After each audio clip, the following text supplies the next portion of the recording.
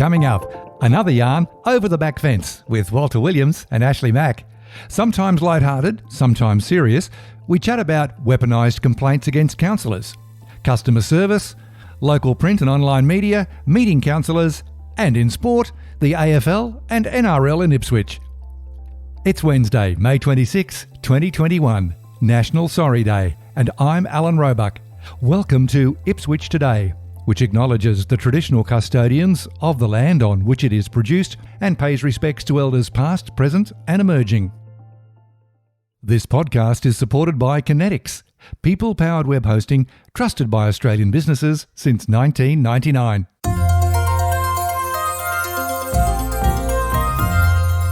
Walter Williams has called Ipswich home for 30 years. You've heard his voice as a leading voiceover talent in Australia. Welcome, Walter. Thank you very much, Alan. And Ashleigh Mack, born in Ipswich, consistently blames growing up under power lines for his problems and being a media tart. He's also a small business. Sent a letter to council about it. He's also a small business owner. Welcome, Ash. Thanks, mate. Good to see you. Talking of complaints, the Office of Independent Assessor takes complaints about councillor conduct issues. They issued a media release on May 17 to put to rest any councillor concerns that complaints were being used as weapons by opponents and detractors. What are your thoughts, Walt? No one wants weaponised complaints, do they? No. If you're going to complain, right? And complain to the highest order. And hopefully you get heard, because it's the old story, isn't it? The squeaky wheel needs oil. So, yeah, but as for weaponising a complaint, I don't know if that's the way to go.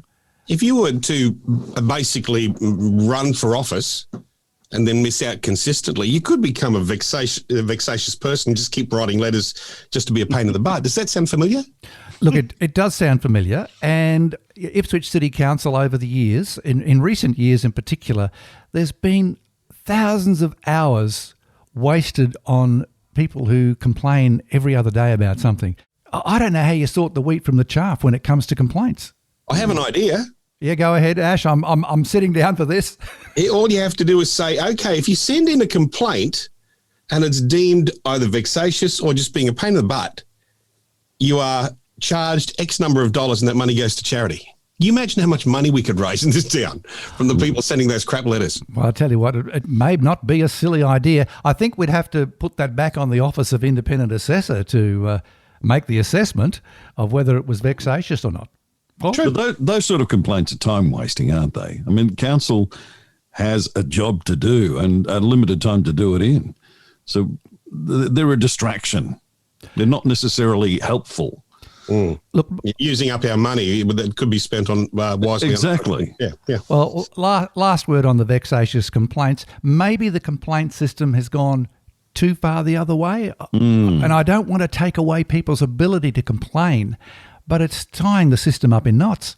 Well, that's a sign of the times, isn't it? Because social media has done exactly the same thing. Has indeed. You're exactly right there, Ash. Investigations into old councillor allegations have hit a dead end. I know, Ash, in the past you've said, look, let's just draw a line in the sand and move on. Are you still of that view? Same way. To me, again, it's a cost we don't need. You know, there's more criminals walking outside the jails than there are in. We'll never change that situation. Walter? Yeah, I think it's time to move on. Build a bridge and move on. Call it the David Trumpy Bridge. I don't care. But just build it and move on, because we've been going over this internally for how long now? Years. A long time. Well, maybe that's the last word from us about it. Promise? With my fingers crossed, I'll promise. Let's move on to media matters now. And we'll talk about the Queensland Times. News Corp sent out an email to subscribers saying the QT app is no longer supported from May 23rd, and to download the Courier Mail app and click the Ipswich tab for local news. Now, I took the trouble to have a bit of a yarn with the QT editor, Andrew Corner. He's very excited about this change because he described the QT app as a little bit clunky. And on the Courier Mail app, you can have your own Ipswich tab, and then all your news is together. Have you guys had a chance to have a look, Ash? I haven't had a look, but as you know, I'm a bit of a web lover, and I can't understand why everybody seems to be putting out a hard printed paper. How many have we got in town now? Newspapers, they say, are making a bit of a resurgence, And we've got, three new weekly papers since the QT stopped printing that I can count. Mm. Mate, I prefer a web-based paper. I just don't think any of them are doing it properly at the moment. This is where the revised Courier Mail integration with the QT doesn't look too bad on the desktop. I've checked that out as well, and I like it. I've got to say I like it. Walt, have you had a chance to have a look? Look, in the pecuniary interests of this program, I am not signed up to the Courier Mail or the QT or any other newspaper. I just refuse to pay for my news like that. I know that you in the old day you would pay for a paper. I get what you're saying. But I was sitting down at Allen and Rod having a coffee and brekkie the other morning, and I managed to pick up those two copies, the Ipswich Local News and the colour one that they also print. And look, it's entertaining reading, and it cost me nothing. So that's how I like. And I get enough of my news through my phone anyway, because I get news alerts from Nine, etc. Mm-hmm. But what about local? The Age. What about local stuff, Walt? Yeah, well, with the local, I stay in touch through the City Watch program and things like that, and also keeping abreast of what's happening at Nicholas Street Mall, like we talked about last time on the program. Mm-hmm. So I think I'm getting enough news, and it's news overload at the end of the day too. It really is. I do want to put a plug in for working journalists that they have to be paid somehow. So I don't begrudge subscriptions to. No. And I used to be a working journalist. And I'm a subscriber to the QT. Well, that's two of the three of us then. That's not bad. Yeah. That's It's funny, the journalist is not a subscriber. No. But I did notice a moth floating around in your booth there. Oh, right. Because you opened your wallet. I opened my wallet, yeah. On to other matters.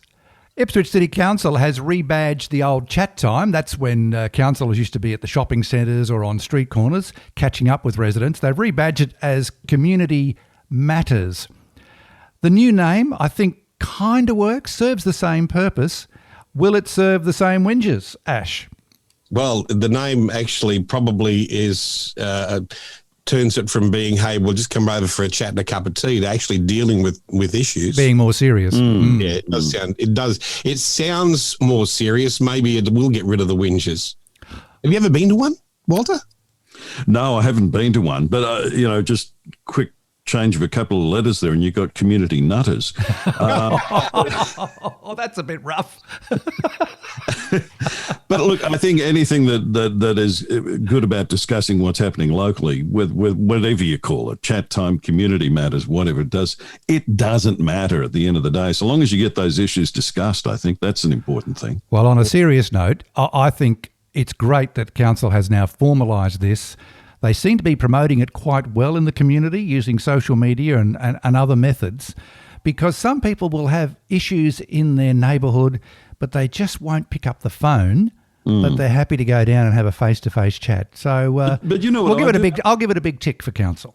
I'm big on digital technology, so I've got Snap, Send and Solve on my phone. So anytime I find an issue in the community, I do exactly that. You snap a photo, you send the issue information through, and they solve it, and usually get a reply from whichever body it is in council. That wasn't that photo I saw of you with your bin full of water, was it? No, no, that wasn't an issue. They was just saying how much rain fell that weekend when the Bremer River flooded over.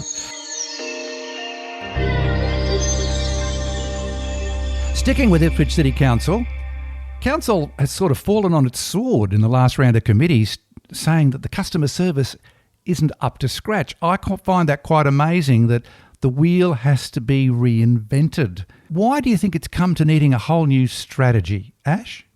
Because good customer service is only really able to be given to good customers. And I know that sounds a bit weird, but how many people come into the council angry and giving the girls in there a hard time, and on the phone a hard time? I've found if you go in with honey instead of vinegar, they'll just about bend over backwards for you. I agree with that. Yep. Yeah, that's a good strategy in itself there, Ash. Honey over vinegar every day. Yeah, you with customer service, it's very important that we have it, of course. And the thing is, it's got to be easily accessible too. And a lot of cases, you've got to jump through so many hoops to get any kind of result. But it's nice if you can just pick up a phone, or you can just get online and do it that way. Where are they getting this information, though, that the customer service is bad? Because I've never really had any bad service from Ipswich City Council. I think it's coming from a quarter that wants to have a ball-by-ball description of how their request is progressing. Oh, you're kidding. So that I think that's the money. thrust of it, yes. Mm. Look, Yeah. I had an issue the other day. I was at the dog park and I saw a dog had been stranded in the Barclay Dog Park, and it was on its own. There was no owner there, so I thought, what do I do? So I rang local council and talked to one of the girls on the line there, and she said, "Look, we're going to solve the matter. We'll get the department down there, and we'll get this animal, back with its owner, etc." Thing, because you feel for a dog that's in that situation. Yeah. But it was handled really well. You got a job number, and it was very efficiently done. So you don't need to be part of it in every step of the process. Once you've opened the door and you've got things moving, that should be the end of it. Yeah, less control freaks. And Exactly. my last word on that is that both working inside of council and now outside of council, I want to give a 5-star rating to the customer service team at Ipswich City Council, because I've witnessed what they have to do. I've witnessed what they deal with. Thousands of phone calls a year, such a variety of complaints, and they just do, in my humble opinion, a fantastic job. I'd give them 5 stars too, mate. Sticking with council, this is a good news story. The free CBD parking trial that has been happening is set to become permanent, an absolute no-brainer. What do you think, Ash? Hang on. I've been putting money in the meters. Tell me more. What's going on? In the CBD, I think you can get a 15-minute grace in the parking meter, something like that. And on Saturday mornings in the CBD, no need to put the money in the meter at all. Wow. That'd have to be one of the only places in the country, wouldn't it? Cutting back on paid parking, I think you might be right. And I think it's a great idea. The feedback around town has been fabulous. Especially if people can come in and park, because that's their complaint. I can't park. I don't know where to park. And you get you go to the Gold Coast. You park there 2 minutes and they get you. Well, so there's going to be a bit of a grace here in Ipswich, which is great. And Saturday mornings, absolutely free. Walt, how about you? What are your thoughts? I like it, and I've used it, but I find 15 minutes isn't enough time to do what you need to do.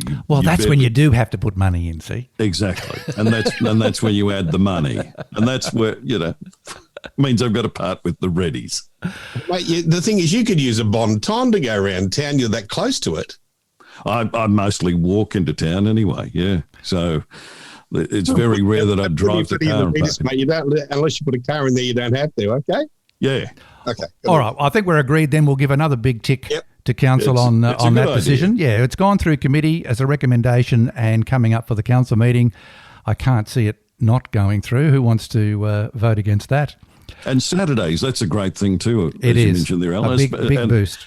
Because we've got to boost tourism in this town too. Exactly. Well, the Ipswich show's been and gone after a break last year. How good was it? Did you go? No. Well, did you go? I was actually out of town the weekend of the show. Well, one out of 3 ain't bad. I was there, and I have to declare that I was there to do a job, working as the main ring announcer, and that was a baptism of fire. But I had a load of fun and learnt a lot. Did you catch up with Paul Kazlos out there? I did. He was my co-host on Sunday afternoon for the program leading into the fireworks, and wasn't that so good? Oh, it was. Look, we got back early enough on Sunday that we could go up to the lookout, the Lions Lookout, and watch the fireworks from up there. It was brilliant. I'm just thinking, if you could use the Facebook posts as a benchmark to how much the town liked it, they look as though they got a 9 or a 10 out of 10, because I didn't see a negative. The atmosphere. Even my post, they said, hey, this is the first time in a long time the Ipswich show's been on without rain. Yes, that is true. That post. The weather was absolutely 5-star along with the show. And they had record crowds. The vibe was unbelievable. When I went for a walk around Sideshow Alley and some of the other areas of the show, there was just people really enjoying themselves, and it was great to see. And I think we needed that after 2020. Yes. Yeah. Darren Zana going to keep his job, you reckon? I think he will. Him and his committee and the over 400 volunteers have done an outstanding job for the 2021 show. Or maybe we should give them a round of applause. What do you think? Yeah, absolutely. Yes. Okay, round of applause. Round of applause for the show committee and the president. Well, let's wrap it up as they do on the end of normal news bulletins, and that is, and in sport. Lions at Springfield Central. This has been a long time coming. And it looks as though it's going to be amazing. Yeah, that's what Ipswich City needs. More sports teams. It's actually what we need, you know. I just realised we need a member from Springfield in our little committee here. We do. We do need to add a voice from the eastern suburbs. I'll work on that. Yeah, I think that'd be good because, you know, otherwise it's all the old farts from one end of town. Yeah. Speak for yourself, Ash. Okay. I think we're fairly spread out, Ash. I like the fact that this stadium will become one of the premier, well, they're calling it a boutique stadium, but it's going to be bigger than a boutique stadium, I think. And it can expand beyond that. The position is position right next to the train station. Oh, so yeah. people from Brisbane can come out for the women's games. The Lions will be training there. To use another cliche, it's a win-win-win all round. And it probably will be good for our Olympic Games as well. It certainly will be. And the other thing we need to fall into place is a National Rugby League team. Yes. In the Western Corridor. What do you think of those? The idea of a couple of the bidders working together there, Walt? That's a good idea. Yeah. I mean, as long as we get it across the line, basically. And we keep the name Jets. Yeah, I would like to keep the name Jets in there because there was a lot of discussion in the media recently about that, wasn't there? We're very proud of our Jets. They're the Ipswich Jets. We've got the Jets Leagues Club. There's a lot of reasons to keep Jets and Ipswich somewhere in the titles if it becomes part of the NRL, and let's hope it does. Maybe we should ring Clive Palmer. He seems to like to stick his nose in football lately. Yes. Okay, We'll just move on from there, Ash. But you must be excited that we could have a NRL team based in the city. Me? Never been a real football follower, but I like the money coming to town. Let's put it that way. Bet you do.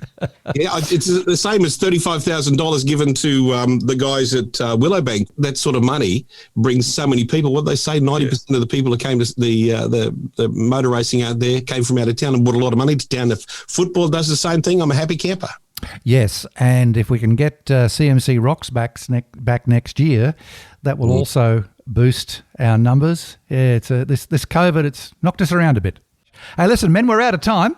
So thanks again for joining me over the back fence. Always good to have a yarn, and I'll take on board that another voice from the eastern suburbs. We could add to the mix there and have even more fun. Sounds good. Have a great day. Thanks, Ash. Thanks, Al. Ipswich Today is supported by Kinetics, people-powered web hosting trusted by Australian businesses since 1999. This podcast is also listener-supported. Please make a once-only gift or regular donation to help keep it online. Just go to ipswichtoday.com.au and click the donate button at the bottom of the page.